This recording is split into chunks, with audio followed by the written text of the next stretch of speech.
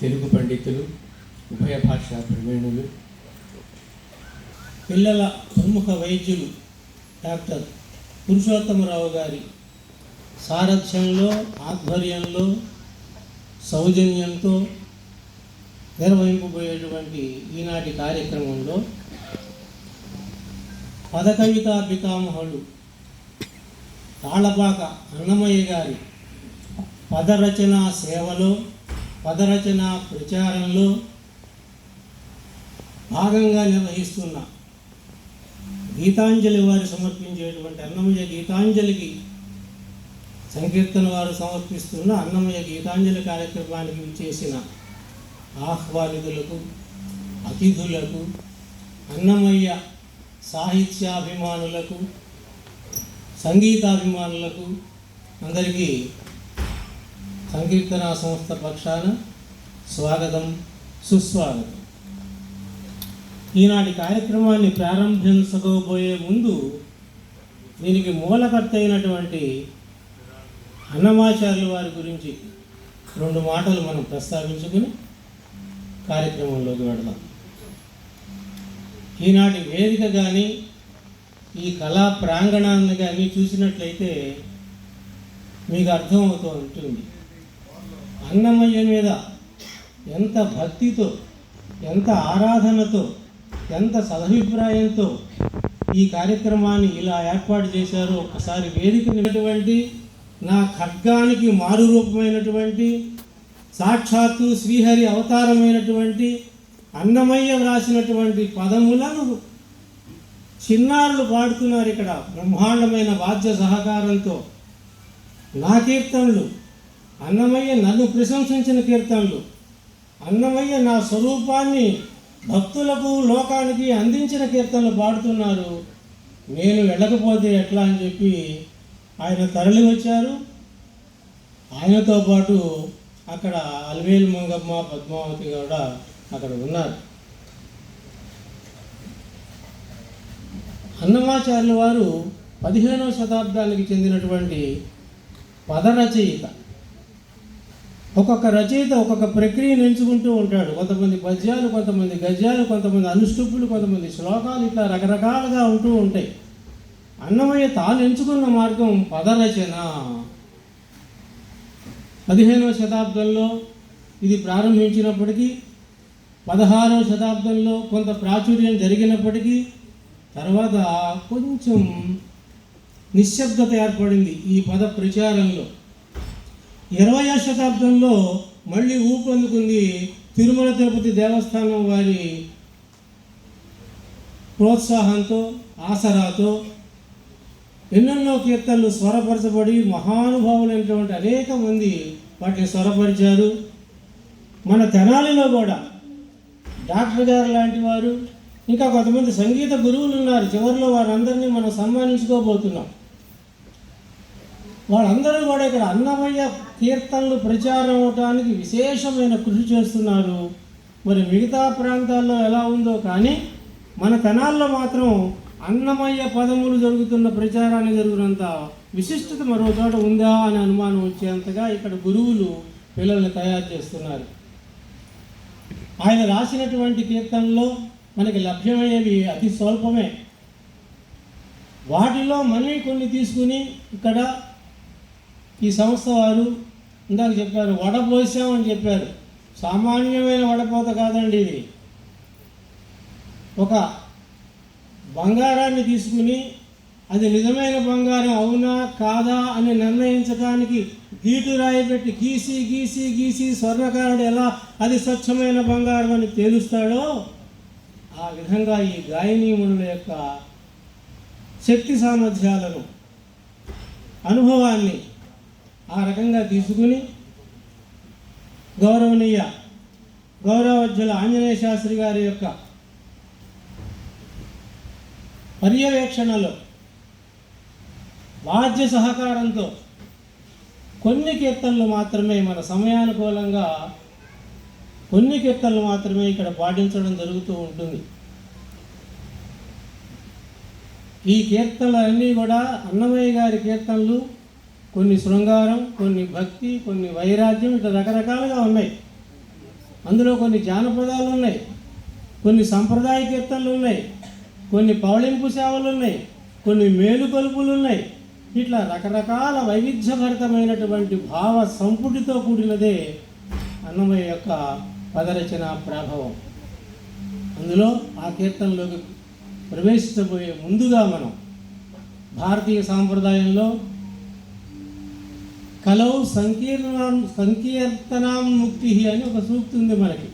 ఒక్కొక్క యుగంలో మన పెద్దలు ఒక్కొక్క దానికి ప్రవేశం ఇచ్చారు.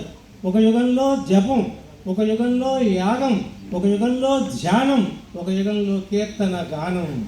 అదిగో ఈ కలియుగంలో ఆ కీర్తనే జరుగుతోంది, గానమే జరుగుతోంది. యాగం చేయటం కంటే, జపం చేయటం కంటే, తపస్సు చేయటం కంటే తనను కీర్తిస్తే ఎక్కువ సంతోషిస్తాట ఆ వెంకటేశ్వరుడు. అందువల్ల ఆ మార్గాన్ని మనం ఎంచుకున్నాం. అందులో భాగంగా ఈరోజు భారతీయ సాంప్రదాయంలో మొట్టమొదట మనం ఏ పని ప్రారంభించాలన్నా గణపతి ప్రార్థన లేకుండా ప్రారంభించాం. ఎందుకనంటే ఆయన మహదేవసుతుడు, కోటి సూర్యకాంతుల ప్రకాశించేవాడు, కావ్య నాటకాది కళలకు ప్రియమైన వాడు, మూషిక వాహనుడు, మోదక ప్రియుడు, వశిష్ఠ వామనాది ఋషుల చేత ప్రశంసింపబడినవాడు. అటువంటి మహాగణపతి ప్రార్థనతో ఈనాటి కార్యక్రమాన్ని ప్రారంభించవలసిందిగా శిష్ఠులు వశిష్ఠులు అయినటువంటి మన వాద్య బృందాన్ని కోరుకుంటూ ఆ గీతాన్ని ప్రారంభించవలసిందిగా కోరుతున్నాను.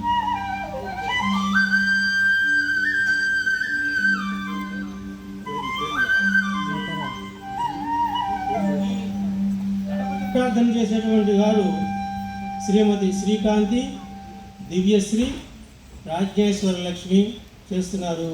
ఇది నాటరాగంలో కొనసాగుతుంది. చతురస్ర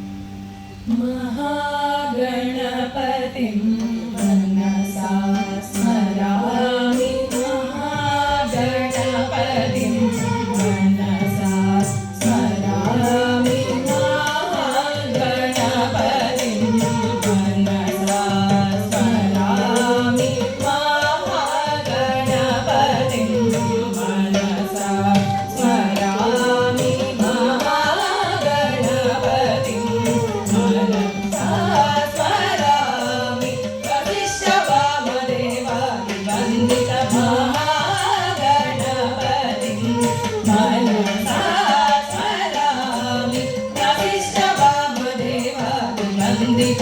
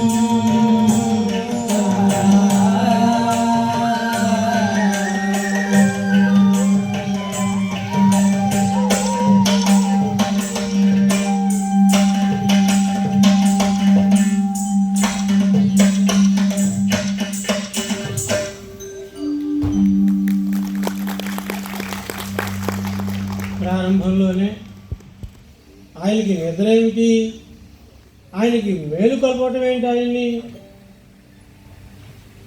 అని ఒక ప్రశ్న ఉదయిస్తూ ఉంటుంది. కానీ భక్తులమైన మనం మాత్రం ఆయన నిద్రపోవాలని, ఆయన్ని మేలుకొల్పాలని, ఆయనకి పౌళింపు సేవ చేయాలని ఆరాటపడుతూ ఉంటాం. అందులో భాగంగానే ఈ కీర్తనలో అన్నమయ్య, ఓ స్వామి తెల్లవారిందయ్యా, గరుడులు, కిన్నెరలు, యక్షులు, కామినులు, తుంగుర నారదాదులు, బ్రహ్మ మహేశ్వరాదులు నీ పాదాల దగ్గరకు చేరి, తెల్లవారింది స్వామి, కమల నేత్రుడమైన నీ సొగసైన కన్నులను మెల్లగా విప్పి పన్నకపు దోమతెరను పైకెత్తమంటున్నాడు. ఇక్కడ ఆయన శేషతల్పశాయి. ఆయన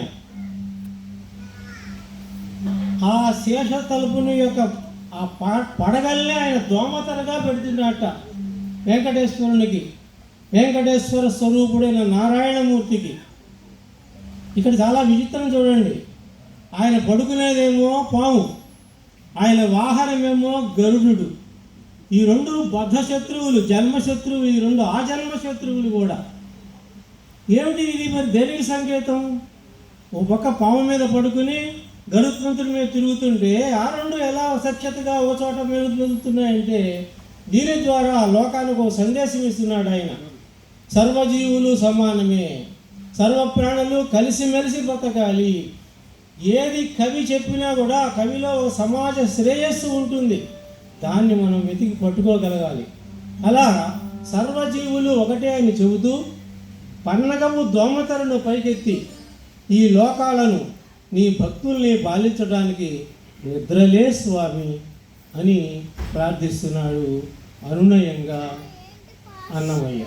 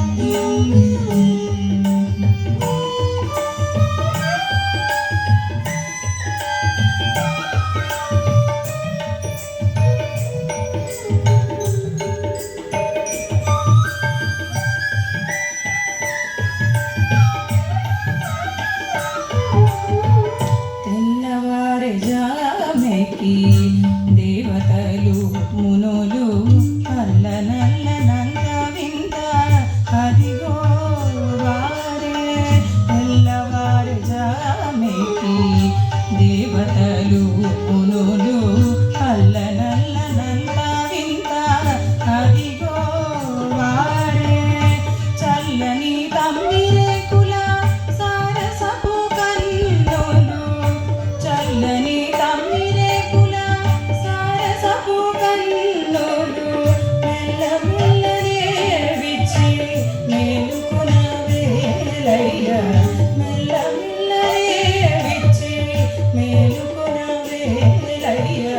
విన్నపాలు వినవలే వింత వింతలు పన్నగపు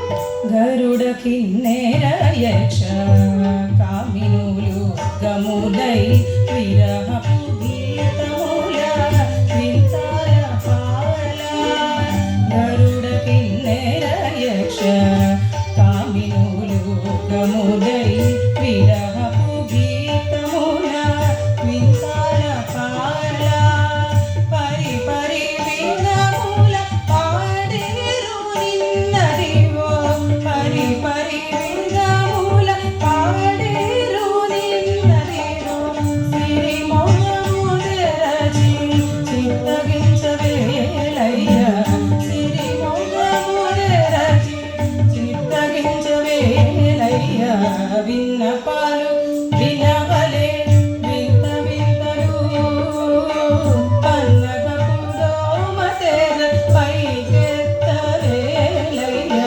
విన్నపాలు వినవలే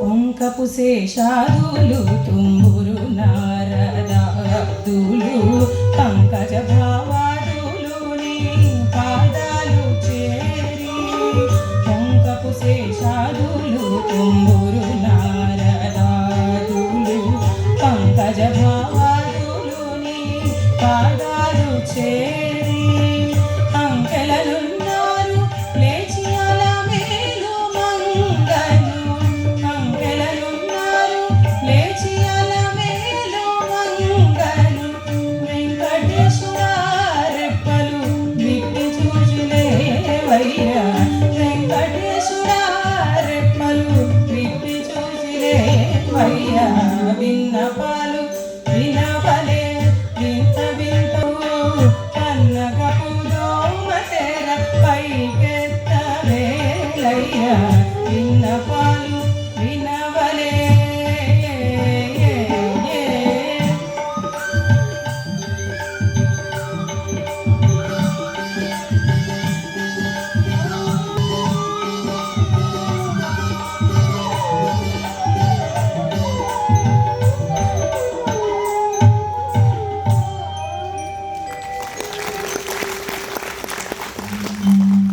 కొంతమంది కళను అభ్యాసం చేసేవాళ్ళు ఉంటారు, కొంతమంది కళను ప్రదర్శించే వాళ్ళు ఉంటారు, కొంతమంది కళను పోషించేవారు ఉంటారు.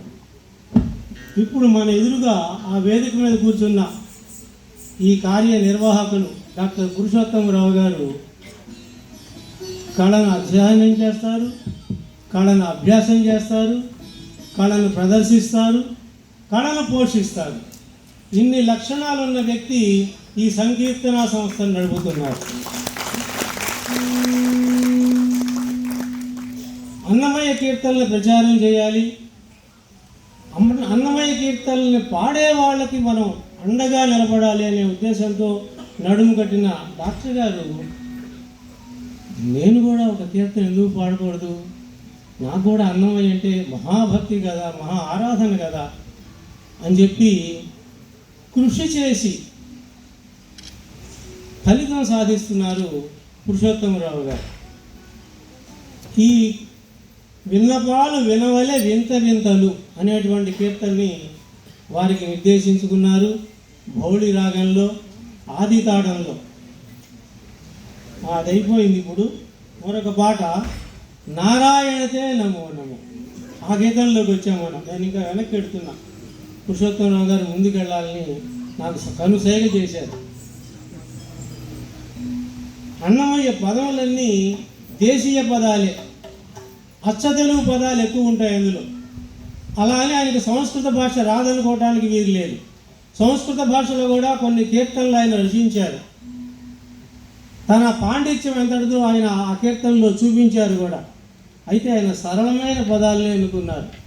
ఈ నారాయణతే నమో నమో అనే కీర్తన జగత్ ప్రసిద్ధి చెందినటువంటి కీర్తన. అన్నమయ్య సంకీర్తనం ఎక్కడ జరుగుతున్నా అది బృందగానం కానీ ప్రత్యక్ష ప్రసారం కానీ వ్యక్తిగత ప్రసారం కానీ నారాయణతే నమో నమో కీర్తన సాధారణంగా లేకుండా వినిపించకుండా ఉండదు. ఆ కీర్తనని ఇప్పుడు పురుషోత్తమరావు గారు గానం చేస్తున్నారు. అన్నమయ్య ఈ కీర్తనలో ఒక ప్రత్యేకత చూపించారు. ఈ కీర్తనలో అన్ని సంబోధనలేనండి, వేరే సాహిత్యం ఉండదు ఎందులో. ఒక్కొక్క సంబోధనకి రాసుకుంటే మనకి 2 పేజీల వ్యాఖ్యానం వస్తుంది.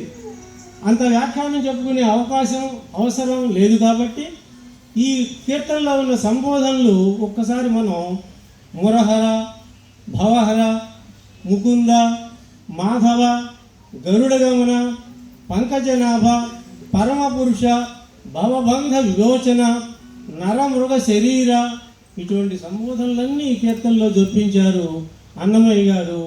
అన్ని పేర్లతో పిలిస్తే ఏదో ఒక పేరుతో అన్నా పలకపోతాడా భగవంతుడని ఆయన ఆశ, ఆతృత. దాన్ని ఇప్పుడు తన గొంతులో వినిపిస్తున్నారు పురుషోత్తమరావు గారు. ఆది తాళంలో వేహాగ్రాదం.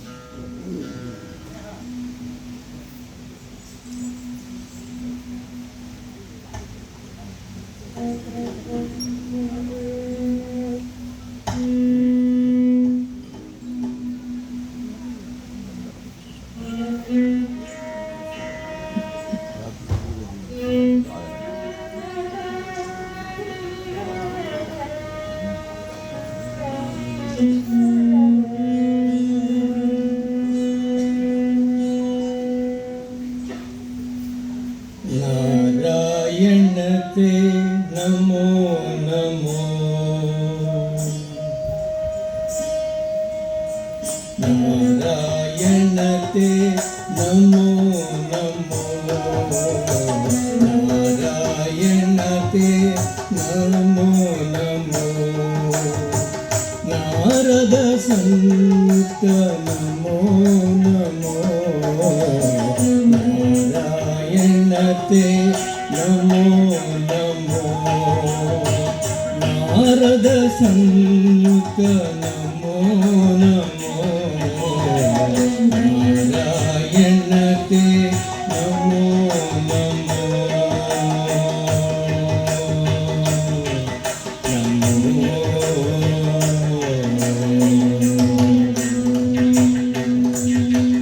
मुरहर भवहर मुकुंद माधव, मुरहर भवहर मुकुंद माधव, गरुड़ गमन पंकजनाभा, मुरहर भवहर मुकुंद माधव, गरुड़ गमन पंकजनाभा,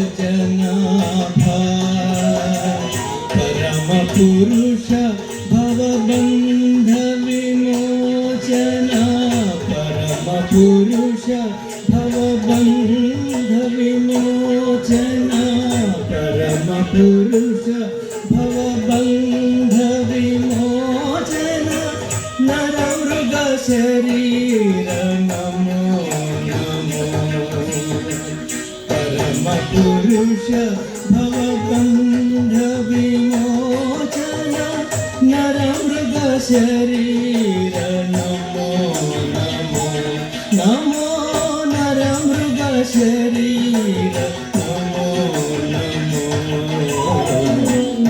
नारायणते नमो नमो, नारद संत नमो नमो, नारायणते नमो नमो,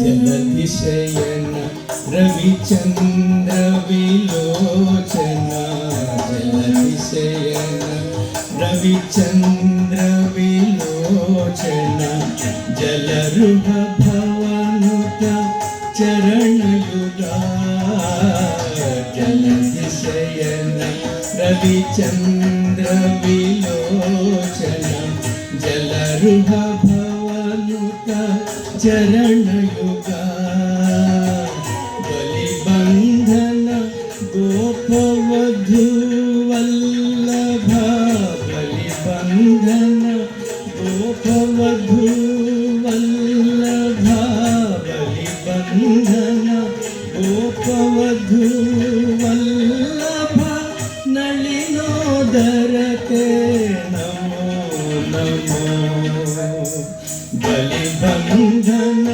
గోపవధూ వల్లభ నళినోదరతే నమో నమో నమో నళినోదరతే నమో నమో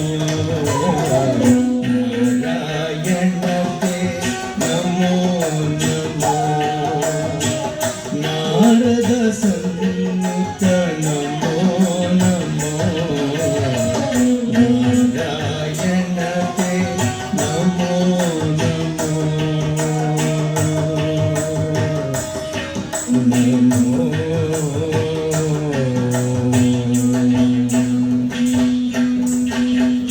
ఆదిదేవ సకలాగమ పూజిత ఆదిదేవ సకలాగమ పూజిత యాదవ కుల మోహన రూప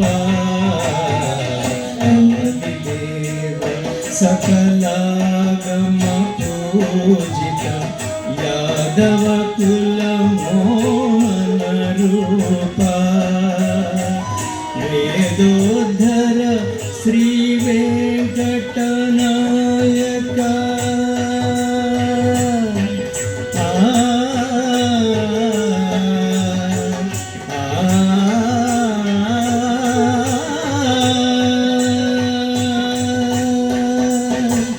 వేదోద్ధర శ్రీ వెంకటనాయక వేదోద్ధర శ్రీ వెంకటనాయక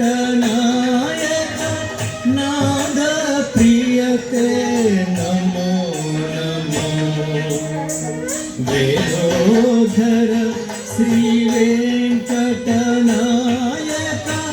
నాద ప్రియతే నమో నమో నమో నాద ప్రియతే నమో నమో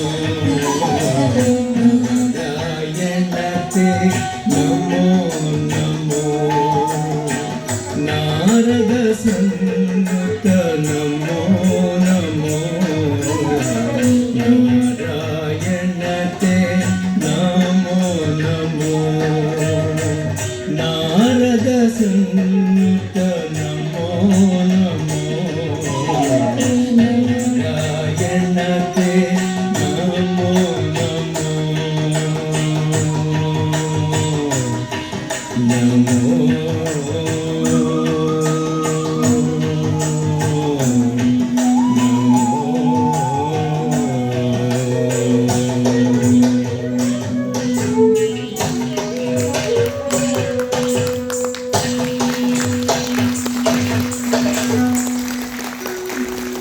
ధన్యవాదాలు కృష్ణరావు గారు.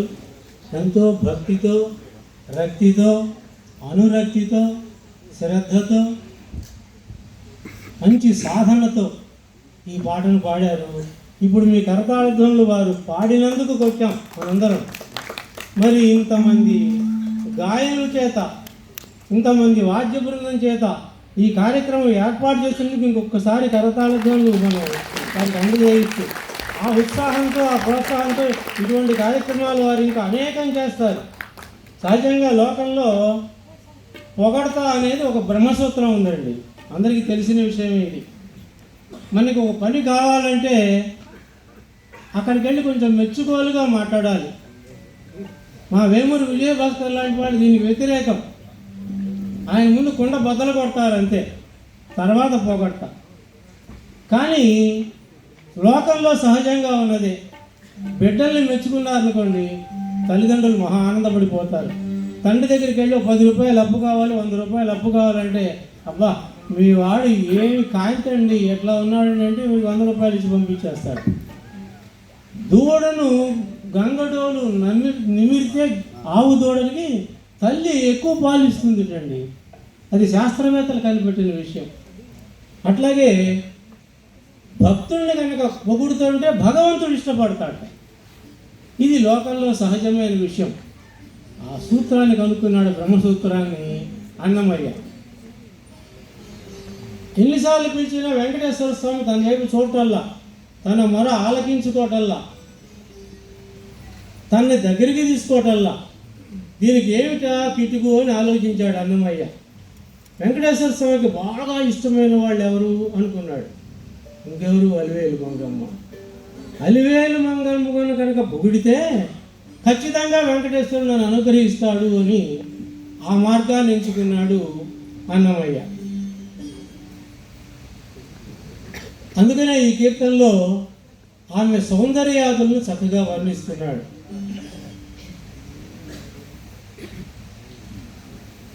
అయితే ఈ కీర్తనలో మరొక సొగసు కూడా ఉందండి. బళ అనే మాట వింటూ ఉంటాం లోకంలో. మనం పొగడ్తకి మారు పేరుగా బళ అనే మాట వింటూ ఉంటాం. అది దేశీయ పదం కూడా, మాండలిక పదం కూడా. దాన్ని తీసుకుని ప్రజలకి దగ్గరగా వెళ్ళాలి సాహిత్యం అనే ఉద్దేశంతో బళ అనే పదప్రయోగంతో చక్కని తల్లికి చాంగు బళ అని చెప్పి వెంకటేశ్వర స్వామి దగ్గర అలివేలు మంగమ్మ చదువుతున్నట్ట. ఆహా, నీ భార్య అయినటువంటి అలివేలు మంగమ్మ ఏమందగత్తయ్యా, ఏమి సొగసగత్తయ్యా అంటున్నాడు. అప్పటిదాకా అన్నమయ్య వైపు చూడని వాడు వెంటనే ఇటు తిరిగాట, అన్నమయ్య వైపు తిరిగాట భగవంతుడు. వీడవాడు నా భార్యను పొగుడుతున్నాడు, నాకు ఇష్టమే కదా ఇదని. ఏది మళ్ళీ చెప్పు, నా భార్య ఎలా ఉంటుందో చెప్పు ఒకసారి, ఆమె అందాన్ని, ఆ సౌందర్యాన్ని వర్ణించంటే ఆయన చెబుతున్నట్ట. ఆమె మోము చూపు, మేని ఛాయ, ముత్యాల దండలు ఇత్యాదులన్నీ అవి చాలా అందంగా ఉంటాయి. ఇవన్నీ మోము అందంగా ఉంటుంది, చూపు అందంగా ఉంటుంది, ముత్యాల దండలు అందంగా ఉంటాయి. ఇంకో గమ్మత్తుందయ్యో వెంకటేశ్వర స్వామి, ఆమె అలకలు కూడా అందంగానే ఉంటాయి అంటున్నాడు. అలిగినా కూడా అందంగానే ఉంటుంది ఆమె. ఇలా చెప్పి ఈ కీర్తన్ని చక్కని బాణీని సమకూర్చి మనకి లోకానికి అందించాడు.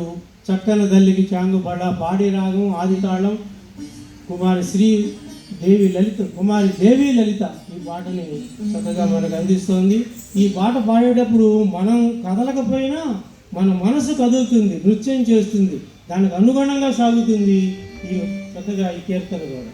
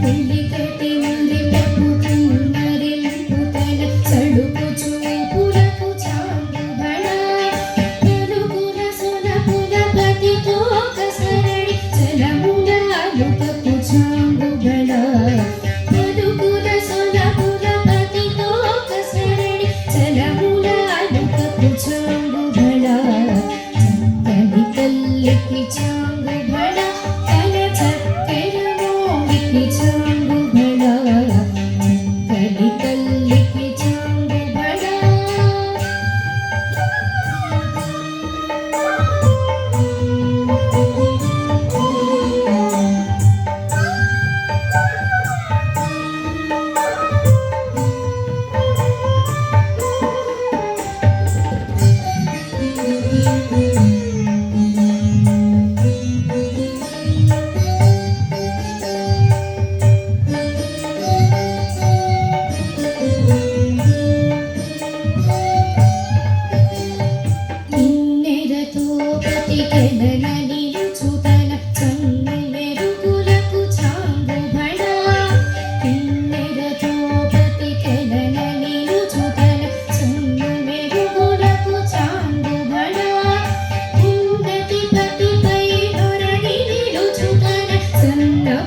నడిమికి చాంగు భళ ఉన్నతి పతిపై నొరగిరి రుచుకల సన్నపు నడిమికి చాంగు భళ చక్కని తల్లికి చాంగు భళ తన చక్కెర గోవికి చాంగు భళ చక్కని తల్లికి చాంగు భళ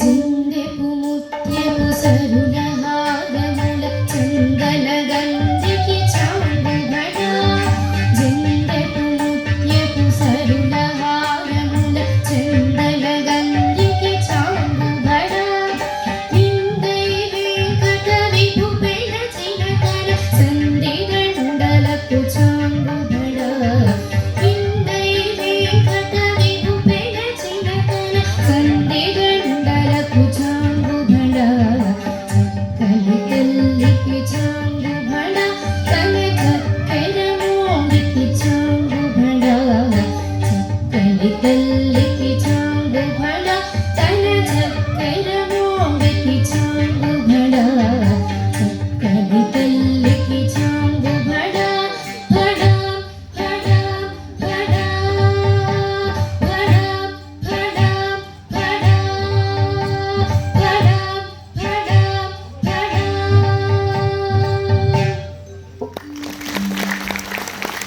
ఈ గానం భళ అని చెప్పి మన శ్రోతలు కూడా తమ కరతాళ ధ్వని ద్వారా తెలియజేస్తున్నారు. తర్వాత కీర్తన నిత్యాత్ముడై ఉండి నిత్యుడై వెలుగందు సత్యమై తానుండు. ఆది తాళం హిందోళ రాగం. గానం శ్రీమతి శ్రీకాంతి, దివ్యశ్రీ, సుచరిత, దేవి లలిత, ప్రాజ్ఞేశ్వరి లక్ష్మి, శ్రీమతి వైష్ణవి, రత్న ప్రియాంక. ఇది బృందగానంగా మనకి వీళ్ళు కనిపించబోతున్నారు. ఈ కీర్తనలో అన్నమయ్య నిత్యుడు, సత్యుడు, స్తుత్యుడు అనే పదాల్ని ఉపయోగించాడు. ఎల్లలోకాలను పాలించేవాడు, బ్రహ్మాది దేవతల చేత వెతకబడేవాడు, మోక్షమిచ్చేవాడు, లోకమునకు హితము కూర్చువాడు, త్రిమూర్తి స్వరూపుడు, సర్వాంతర్యామి, పరమాత్ముడు, వెంకటాద్రిభుడు అని స్పష్టంగా చెప్పాడు. ఆర్ష మంత్రమైన పురుష సూక్త ఆధారంగా పురుష సూక్తంలో మనకి ఒక మంత్రం వినిపిస్తూ ఉంటుంది. చంద్రమా మనసోజాత చక్షు సూర్యో అజాయత ముఖాదింద్రశ్చాగ్నిశ్చ ప్రాణాద్వాయురజాయత నాభ్య ఆసీదంతరిక్షం శీర్షోజ్జౌ సంవర్తత పద్భ్యాం భూమిస్థితి స్తోత్రాలు తథా లోకాన కల్పయని చెప్పి ఆయన పురుష సూక్తంలో మనకి ఈ మాట వినిపిస్తూ ఉంటుంది. అంటే భగవంతుని యొక్క శరీరము నుండి ఏ అవయవం నుండి ఈ సృష్టి వెలువడింది, ఏ అవయవం నుంచి ఏది ఉద్భవించిందో పురుష సూక్తంలో ఉంది. ఇవన్నీ బాగా తెలిసిన వాడు అన్నమయ్య. ఈ మంత్రాలు సూక్తాలు అన్నీ బాగా అవగతమైన వాడు కాబట్టి ఆ భావన తెచ్చి తన శ్లోకంలో తన కీర్తనలో చక్కగా చొప్పించాడు. ఇందులో మరొక అందం ఏంటంటే ఏ మూర్తి అనే పదం మళ్ళీ మళ్ళీ మళ్ళీ మళ్ళీ వచ్చేట్టుగా చేశాడు. అలా రావటం వల్ల ఏమిటంటే ఆ వెంకటేశ్వరుని యొక్క మూర్తి కనులకు ఆయన దర్శిస్తున్నాడు, మన్ని దర్శింపజేస్తున్నాడు. ఈ మూర్తి అనే పదాన్ని ఆధారంగా తీసుకునే తిరుపతిలో వేదవ్యాస అనేటువంటి రచయిత రామదాసు సినిమాలో కీర్తన రాశాడు. అది కూడా ఇలాగే సాగుతుంది, ఏ మూర్తి ఏ మూర్తి ఏ మూర్తి అని చెప్పి. దానికి ప్రాతిపదిక మూలం ఈ అన్నమయ్య రాసినటువంటి నిత్యాత్ముడై ఉంది అనేటువంటి కీర్తనే. దాన్ని బృందగానంగా వినిపిస్తున్నారు.